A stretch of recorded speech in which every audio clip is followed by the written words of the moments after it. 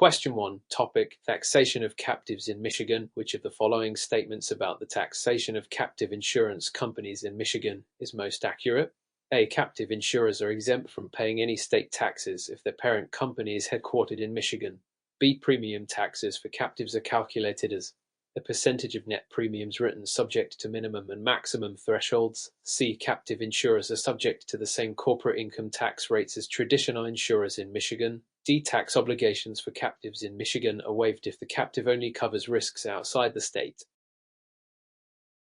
Answer: B. Premium taxes for captives are calculated as a percentage of net premiums written subject to minimum and maximum thresholds. Explanation. Option A. Incorrect. Captive insurers in Michigan must pay taxes unless explicitly exempted by law. Option B. Correct. Michigan imposes a premium tax on captives, which is typically a percentage of net premiums written with specific minimum and maximum amounts. Michigan Insurance Code, Section 500.4607. Option C. Incorrect. Captives are not taxed like traditional insurers, they have specific premium tax regulations. Option D. Incorrect. The geographic scope of coverage does not determine the captive's tax obligations in Michigan. Relevant rule: Michigan captive tax regulations ensure captives contribute equitably while maintaining their operational feasibility. Question 2. Topic: Operational and governance standards. What is the primary responsibility of the board of directors of a Michigan captive insurance company? A. Ensuring maximum profitability by any means necessary.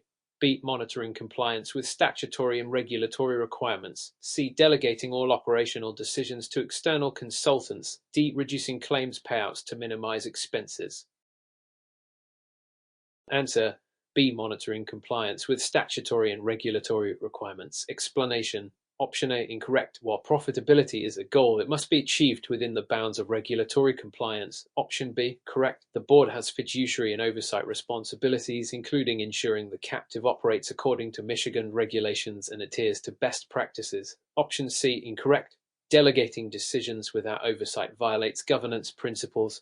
Option D. Incorrect. Ethical claims handling is a regulatory requirement. Minimizing payouts improperly could lead to non-compliance. Relevant rule: directors are bound by fiduciary duties under the Michigan Insurance Code and corporate governance standards. Question 3. Scenario type. Topic: Claims management and processing. Mr. Carter manages claims for a Michigan-based association captive. Recently, a claim was filed involving a member company that alleges the policy wording supports coverage for a loss type excluded under the policy. What is Mr. Carter's best course of action to address the dispute? A. Immediately deny the claim to protect the captive's financial position.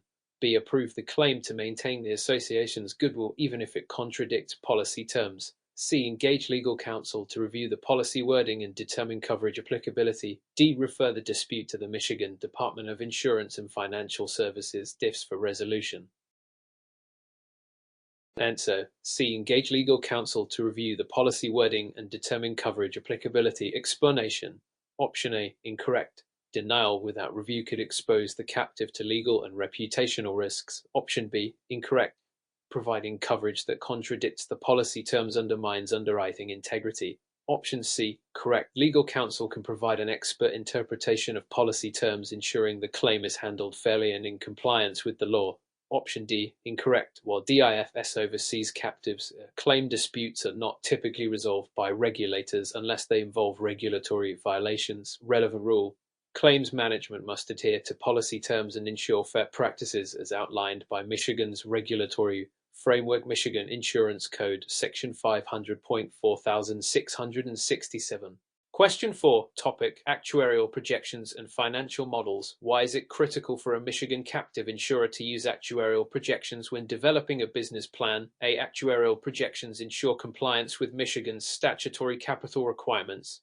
B. Projections provide a method to avoid annual independent audits. C. Actuarial models guarantee the captive will never face financial losses. D. Projections are required only for captives offering reinsurance. Answer A. Actuarial projections ensure compliance with Michigan's statutory capital requirements. Explanation. Option A. Correct. Actuarial projections assess expected losses and required reserves, ensuring the captive meets solvency and capital adequacy standards. Option B. Incorrect. Independent audits are mandatory and cannot be bypassed with projections.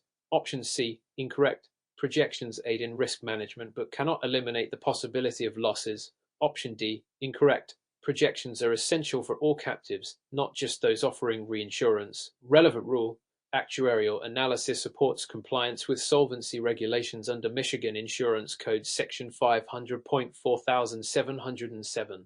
Question 5. Topic: Loss control and risk mitigation strategies. Which strategy would best reduce the frequency of claims for a Michigan captive insurer covering workplace injuries? A. Increasing deductible amounts on all policies. B. Implementing robust employee safety training programs. C. Raising premiums to discourage claims filing. D. Introducing stricter underwriting guidelines for member companies.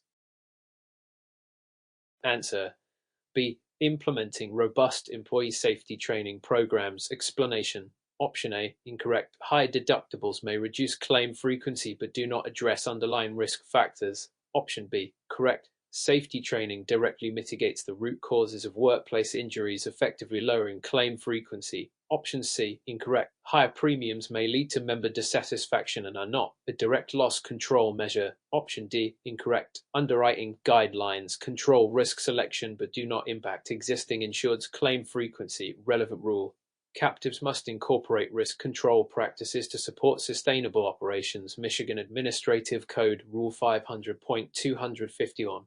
Question 6. Topic: Cybersecurity and data breach risks. What is a critical consideration for a Michigan captive insurer offering cyber liability coverage? A. Ensuring claims are processed within 30 days of filing. B. Regularly updating underwriting guidelines to reflect evolving cyber threats. C. Avoiding coverage for ransomware attacks to minimize risks. D. Limiting coverage to first-party data breaches only. Answer: B. Regularly updating underwriting guidelines to reflect evolving cyber threats. Explanation: Option A, incorrect. While timely claims processing is essential, it does not address risk management in cyber coverage. Option B, correct. Cyber risks evolve rapidly, requiring continual updates to underwriting practices to maintain adequate risk management.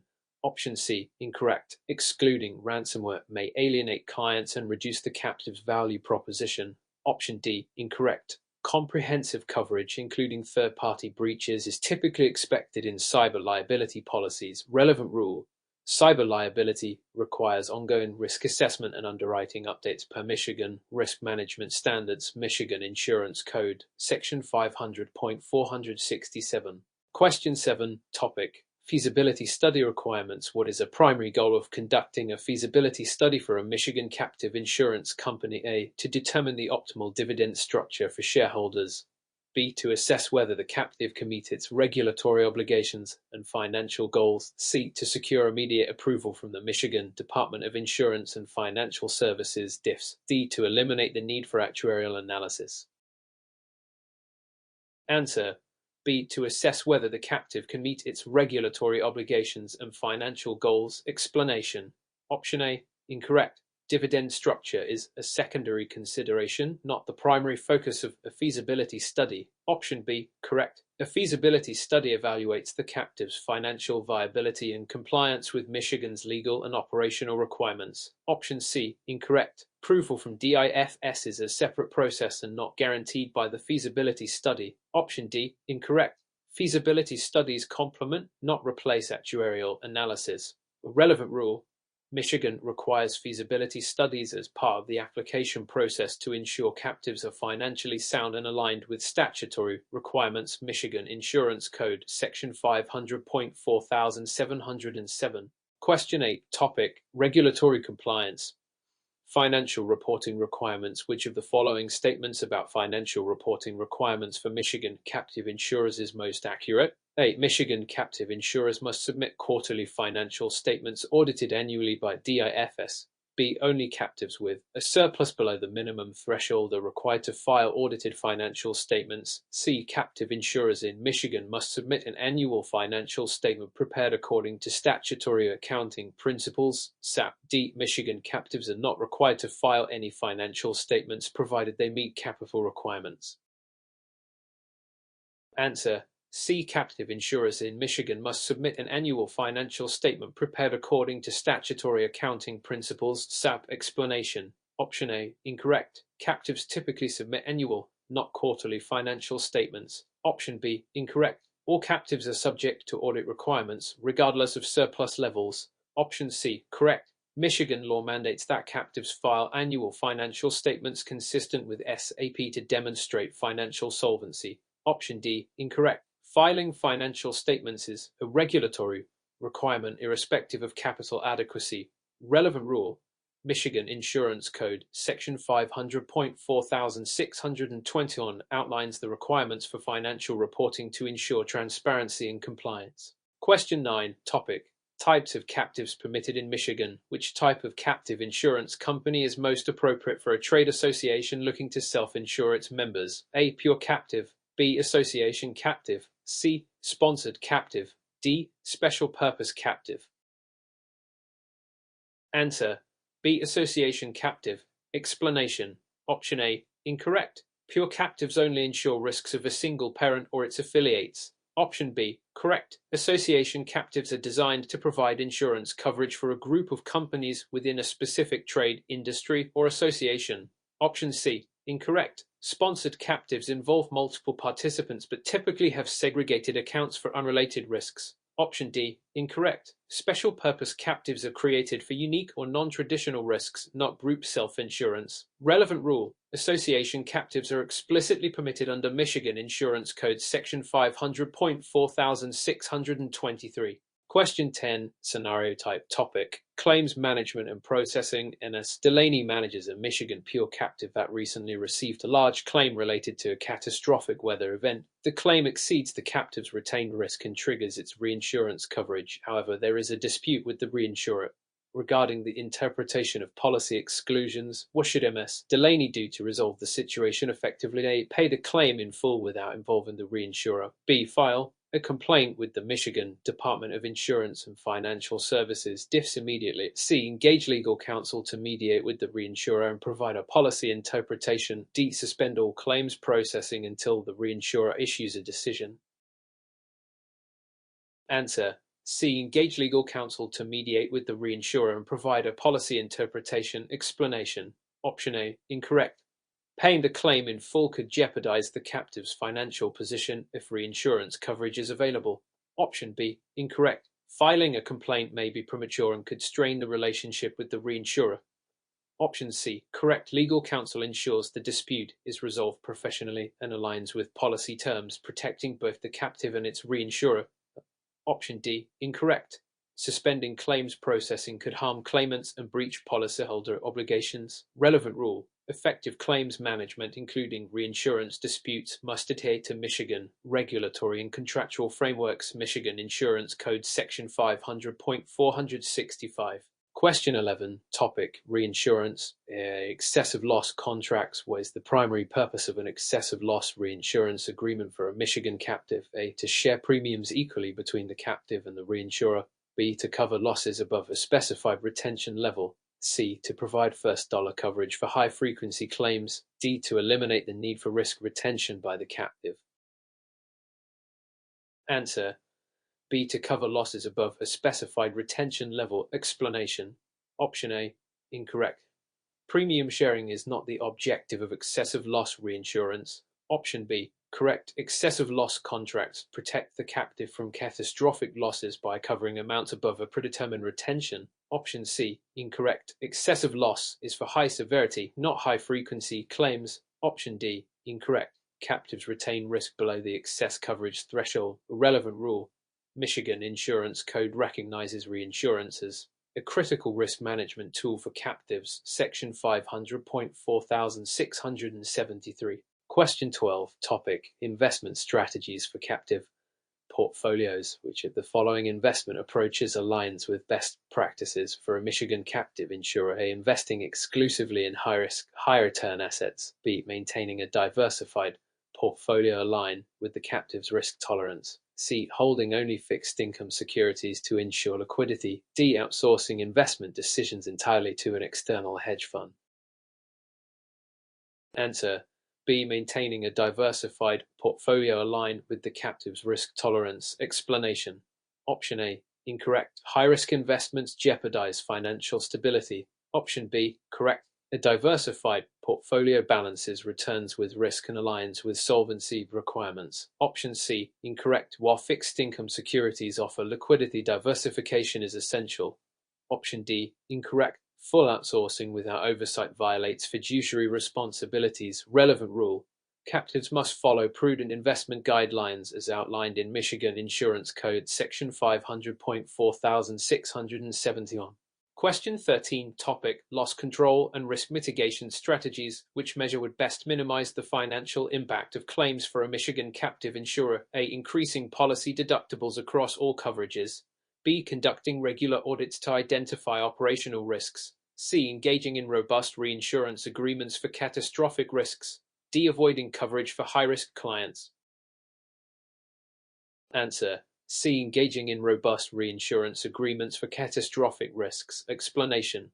Option A, incorrect. High deductibles reduce frequency but may not address catastrophic risks. Option B, incorrect. Audits help identify risks but do not directly mitigate claim impacts. Option C, correct. Reinsurance transfers catastrophic risks, reducing financial volatility. Option D, incorrect. Avoiding high-risk clients limits business opportunities without comprehensive risk management. Relevant rule: reinsurance is a fundamental tool for loss mitigation as per Michigan Insurance Code Section 500.467.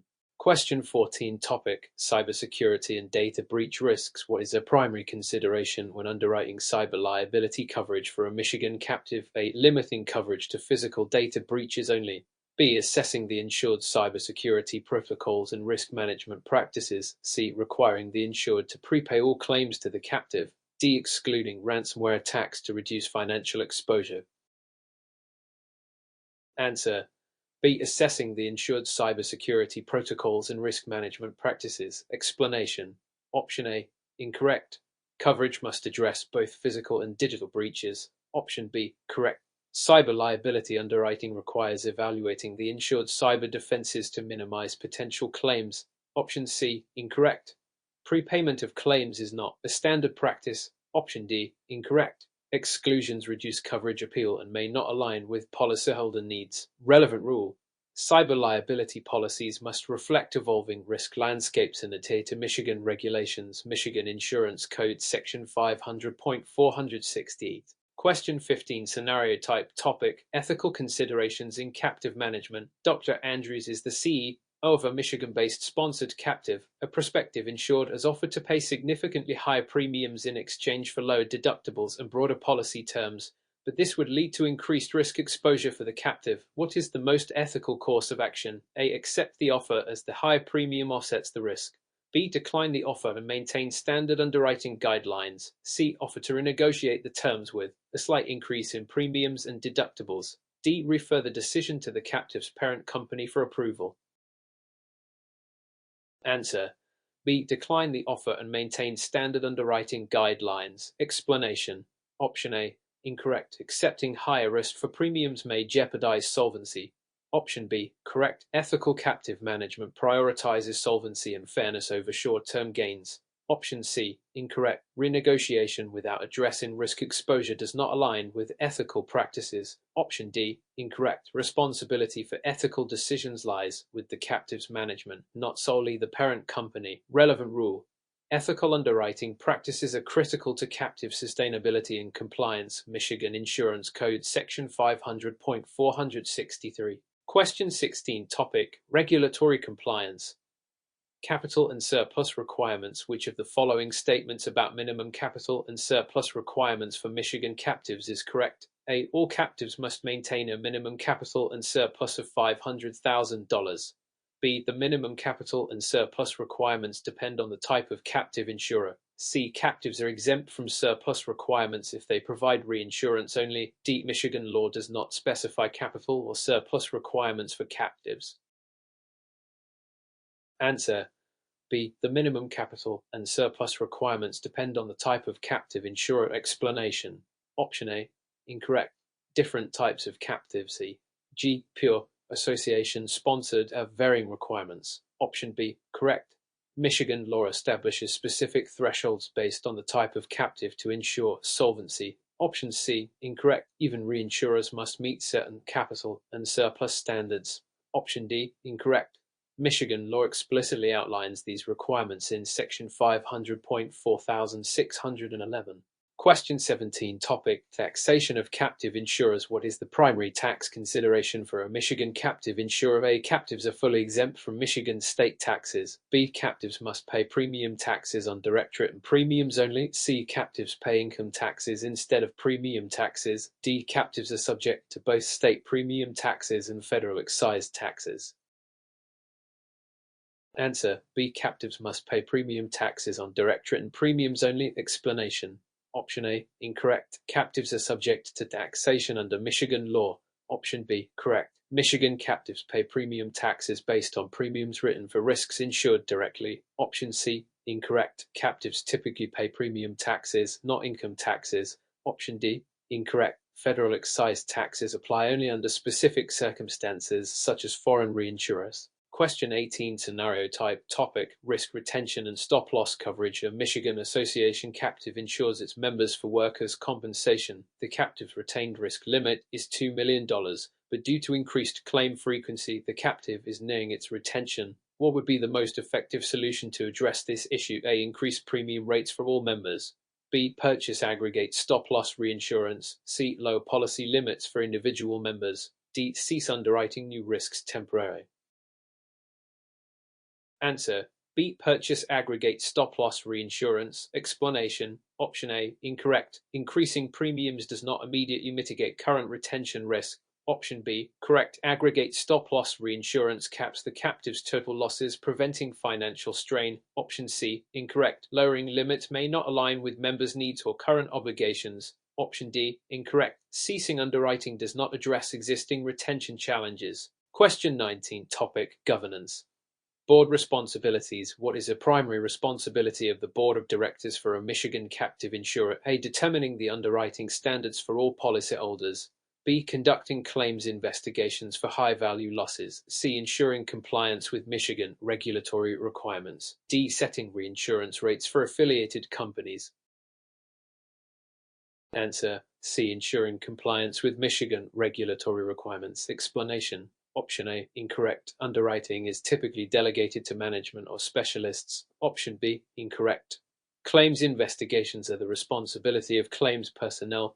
Option C, correct. The board must oversee compliance to maintain licensure and operational integrity. Option D, incorrect. Reinsurance pricing is usually handled by actuaries and reinsurers. Question 20. Topic: Captive feasibility studies. Which factor is most critical in determining the feasibility of forming a Michigan captive? A. Availability of tax incentives. B. Assessment of potential risks to be insured.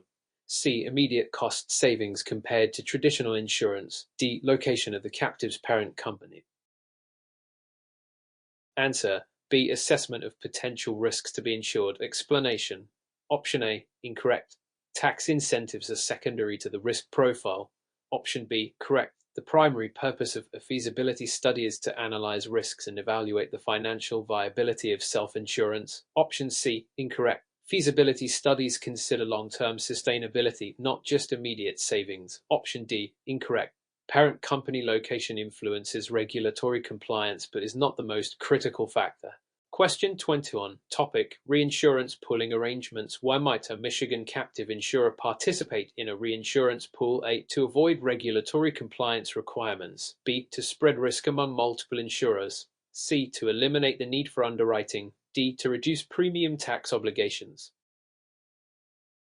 Answer: B. To spread risk among multiple insurers. Explanation: Option A, incorrect. Regulatory compliance remains necessary even in pools. Option B, correct. Reinsurance pooling reduces exposure to large losses by sharing risks across multiple participants. Option C, incorrect. Underwriting remains essential for evaluating risks. Option D, incorrect. Participation in a pool does not directly impact premium tax obligations. Question 22. Topic: Regulation of sponsored captives. What is a unique regulatory requirement for sponsored captives in Michigan? A. Each participant must file separate financial statements. B. The captive must maintain separate accounts for each participant. C. Sponsored captives cannot provide reinsurance. D. All participants must be domiciled in Michigan. Answer: B. The captive must maintain separate accounts for each participant. Explanation: Option A, incorrect. The captive files consolidated financial statements. Option B, correct. Michigan law requires sponsored captives to segregate participants' assets and liabilities to protect their interests. Option C, incorrect. Sponsored captives can provide reinsurance. Option D, incorrect. Participants can be domiciled outside Michigan. Question 23, scenario type topic. Policyholder disputes a Michigan pure captive denies a claim citing a policy exclusion. The policyholder disputes the denial, claiming the exclusion was not properly explained during policy issuance. What should the captive insurer do next? A. Offer a partial settlement to resolve the dispute. B. Initiate mediation to address the policyholder's concerns. C. Refer the dispute to the Michigan DIFS for arbitration. D. Reject the claim and close the file. Answer. B. Initiate mediation to address the policyholder's concerns. Explanation. Option A. Incorrect. Offering a settlement without clarity could set a precedent for future disputes. Option B. Correct. Mediation is a proactive approach to resolving disputes amicably. Option C. Incorrect. Arbitration through DIFS is not the first step in resolving such disputes. Option D, incorrect. Dismissing the dispute risks damaging the captive's reputation. Question 24, topic, captive formation process. What is the final step in forming a captive insurer in Michigan? A. Conducting the feasibility study. B. Filing the articles of incorporation with the state. C. Obtaining the certificate of authority from DIFS. D. Submitting the initial capital and surplus to DIFS. Answer. C. Obtaining the certificate of authority from DIFS. Explanation. Option A. Incorrect. Feasibility studies are an early step in the formation process. Option B. Incorrect. Articles of incorporation are filed before regulatory approval. Option C. Correct. The certificate of authority is issued after meeting all requirements, allowing the captive to operate. Option D. Incorrect. Capital submission occurs earlier in the process. Question 25, topic, captive insurance trends. What is a growing trend in the use of captive insurance companies? A. Increased reliance on captives for traditional auto insurance. B. Captives providing coverage for emerging risks like cyber liability. C. Reduced use of captives due to stricter regulations. D. Captives merging with traditional insurance companies. Answer. B. Captives providing coverage for emerging risks like cyber liability. Explanation. Option A, incorrect. Traditional auto insurance is not commonly handled by captives. Option B, correct. Captives are increasingly being used to insure specialized risks, such as cyber threats, that traditional insurers may not cover adequately. Option C, incorrect. Captive use is growing despite regulatory scrutiny. Option D, incorrect. Captives operate independently from traditional insurers. Let me know if you'd like more or need additional explanations. Question 26, topic, captive types. Industrial insured captives. Which of the following best describes the purpose of an industrial insured captive? A. To provide coverage exclusively for a single parent company. B. To insure the risks of companies that cannot obtain coverage in the standard market. C. To pool risks among a group of large, sophisticated policyholders. D. To provide reinsurance exclusively to third-party insurers. Answer. C. To pool risks among a group of large, sophisticated policyholders. Explanation. Option A. Incorrect. This describes a pure captive, not an industrial insured captive. Option B. Incorrect. Industrial insured captives are designed for sophisticated policyholders, not necessarily those excluded by the standard market. Option C. Correct. Industrial insured captives serve large companies that wish to manage their own risks collectively. Option D, incorrect. Reinsurance is not the primary focus of industrial insured captives. Question 27, scenario type topic, risk assessment for captives. A Michigan manufacturing company is considering forming a captive insurer. Its current risk portfolio includes product liability, workers' compensation, and cyber risks. Which risk factor should the company evaluate most closely before forming the captive? A. Projected growth in product lines. B. Historical claims frequency and severity. C. The number of employees covered under workers' compensation. D. The presence of international supply chain risks. Answer. B. Historical claims frequency and severity. Explanation. Option A. Incorrect. While future growth matters, it does not directly impact feasibility. Option B. Correct. Evaluating past claims provides insight into potential risk exposure and captive performance. Option C, incorrect. Employee count affects premium volume but is less critical than claims history. Option D, incorrect. International risks are important but secondary to claims analysis when forming a captive. Question 20, topic, legal requirements. Captive management, who can serve as the registered agent for a captive insurer domiciled in Michigan. A, only the parent company of the captive insurer. B, any individual with Michigan residency. C, a licensed attorney or professional management company in Michigan. D, any company approved by the National Association of Insurance Commissioners, NAIC. Answer: C, a licensed attorney or professional management company in Michigan. Explanation: Option A, incorrect. The parent company is not required to serve as the registered agent. Option B, incorrect. An individual must have specific qualifications, not just residency. Option C, correct. Michigan law requires the registered agent to be licensed or professionally equipped to fulfill this role. Option D, incorrect. NAIC approval is not relevant to this requirement. Question 29, topic, investment strategies for captives. What is the primary consideration for a captive's investment strategy in Michigan? A, maximizing short-term gains. B, ensuring liquidity to cover potential claims. C, diversifying investments across international markets. D, avoiding any investment in high-yield bonds. Answer: B, ensuring liquidity to cover potential claims. Explanation: Option A, incorrect. Captives prioritize stability over short-term gains. Option B, correct. Liquidity is essential to meet obligations and maintain solvency. Option C, incorrect. While diversification is important, liquidity takes precedence. Option D, incorrect. Captives may invest in high-yield bonds if consistent with their strategy and regulatory requirements. Question 30, scenario type, topic, claims handling in captives. A Michigan captive insurer manages medical malpractice claims for its policyholders. During a severe flu outbreak, claims increase sharply. How should the captive respond to this surge? A, hire additional claims adjusters to handle the increased workload. B, delay claim processing to prioritize higher value claims. C, purchase additional stop-loss coverage retroactively. D, require policyholders to self-manage smaller claims temporarily.